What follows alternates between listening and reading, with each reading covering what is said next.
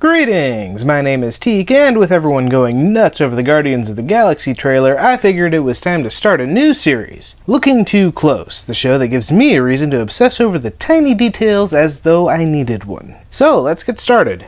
First up, we have our star, Lord. This is Peter Quill, who appears to be on some kind of space treasure hunt from the look of things. And what could he possibly be after? Oh, I don't know, maybe one of the Infinity Stones? This will be the third Infinity Stone to be featured in a Marvel movie, with the first one turning out to be Captain America's Cosmic Cube, and the second one being Thor 2's MacGuffin. It's safe to assume that the stones will continue to cause trouble in the Marvel movies until a certain purple-skinned titan manages to collect them all, but moving on. Drop it, now! Yeah, hey, go man, no problem at all. Who are you? Now this guy here is apparently supposed to be Korath the Pursuer. I don't actually know a thing about him beyond the fact that he's a member of the Kree race and he chases people. Star-Lord. Who? Well, Star-Lord, man. Legendary outlaw. Forget it. And that right there should give you a good idea about what tone this movie's going for. We arrested these five on Xandar. Check out the rap sheets. Okay, this is cool for a couple of reasons. The first is that these guys are clearly members of the Nova Corps, the Marvel Universe's version of Space Police. Planet Xandar that they mentioned is the homeworld of the Nova Corps, so it sounds like a good place to keep a superpowered space rock. And now it's exposition time for the rest of the crew. Drax. Good old Drax the Destroyer, looking... Okay, if we're gonna be honest, he looks about 20 years and 30 pounds past his prime. AKA the Destroyer. Since his wife and family were killed, he's been on a rampage across the galaxy in his search for vengeance. Now, in the books, Drax was a normal human named Arthur, minding his own business when Thanos came and attacked him and his family. Thanos' dad put Arthur's spirit into an alien body, literally built to kill Thanos. Obviously, some of that origin remains, but there's no telling how much, if any, of the Thanos connection will be in the movie. Next up is Gamora, and right away it looks like they've changed a little bit of her origin. Her species is listed as Zehoberry rather than Zen-Huberry, which is completely superficial, but a change is a change.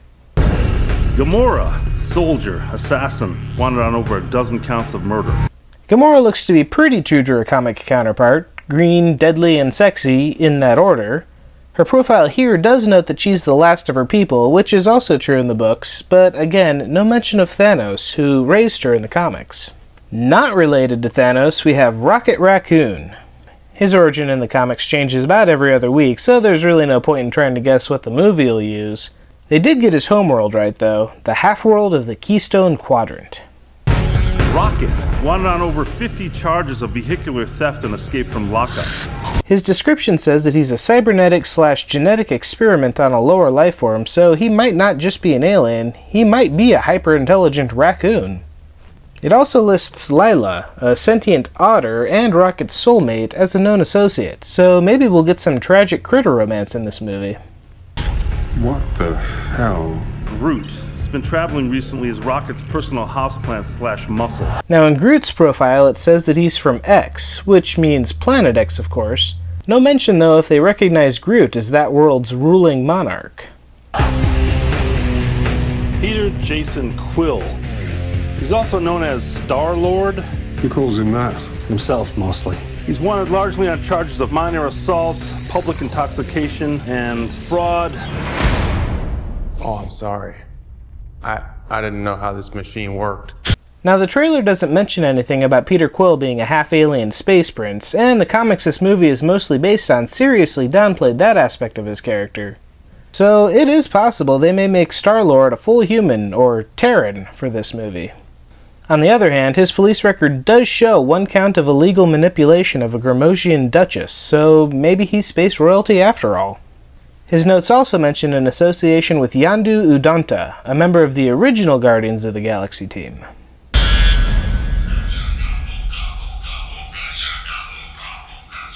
Hey, that's mine. Okay, ignoring the Walkman, which I assume is Quill's prized memento from his childhood on Earth, I think this guy may be another Kree. You son of a... Hey! Take those headphones off right now! You can tell because he has blue skin and he's kind of an asshole. Okay, this is Star-Lord's ship, the Milano, if you can read the letters on the wing. What's more interesting is that the planet in the background is apparently Xandar. This shot could be from before he gets arrested trying to steal the Infinity Stone. Either way, I hope this is setting things up for a Nova movie. So clearly there's going to be a jailbreak scene. I expect this will be our proper introduction to what Rocket Raccoon and Groot are all about. I can't really tell if this is supposed to be part of the prison scene or not. It looks like those are Centurion symbols on the screens in back, but in the very next clip, it mostly looks like Star-Lord is pissed off and soaking wet, and those floaty things are giant blow dryers. And there's Gamora, all naked and doe-eyed. Depending on how close this scene is to the previous one, her inevitable seduction and betrayal of Star-Lord may have something to do with why he's wet and angry. I have no idea what this giant ship is supposed to be, but it is bombing the heck out of Xandar. Could this be our big bad of the movie? And there's Amy Pond, minus her hair. Karen Gillan is playing Nebula, and guess who she's related to? Nebula is, or at least thinks she is, Thanos' granddaughter. It looks like this is part of the prison scene, so perhaps Nebula's attack has something to do with their escape. Here's another shot of Korath the Pursuer, presumably doing what he does best. And the same goes for Drax the Destroyer. Meanwhile, the deadliest woman in the universe does a hair flip. These two scenes don't look like they're supposed to be together, but I think it's pretty safe to assume that Gamora and Nebula will be going at it in an epic chick fight at some point in the film.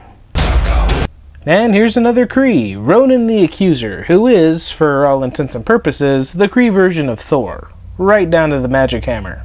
He's certainly nobody you want to mess with, considering the way he's manhandling Drax in this scene. There's the Collector. We first saw him at the end of Thor 2, where he took one of the Infinity Stones off of the Asgardian's hands. From here, it looks like whatever attacks Xandar, Star-Lord gets put right in the middle of it. Maybe this is later in the movie than we thought. As goofy as it looks, I'm glad they're finding an excuse to put Star-Lord in that silly-looking mask. They call themselves the Guardians of the Galaxy. What a bunch of a-holes. Hooked on a feeling. I'm high on believing that you're in love with me. I'm hooked on a feeling. So, final thoughts. I think this looks great, but it's definitely more tongue-in-cheek than the comics are, especially when it comes to Star-Lord. In the comics, Star-Lord put together the Guardians because after fighting through 2 hellish intergalactic wars, he wanted a team that could stop a third before it started. In this movie, though, it's pretty clear that Star-Lord is basically an 8-year-old trapped in a man's body. The movie looks a lot more like Farscape than anything else, which I have absolutely no problem with. I have a feeling that whatever we see attacking Xandar is after that Infinity Stone, and it's going to be these misfits that play keep away. What I'm really curious about is how much Thanos is going to be involved. With so many characters directly related to him, it's hard to believe that he's not going to have at least a small part in the movie. So is he going to be the big bad, or is he going to be working behind the scenes again so Marvel can use him for Avengers 3? I guess we'll find out in August.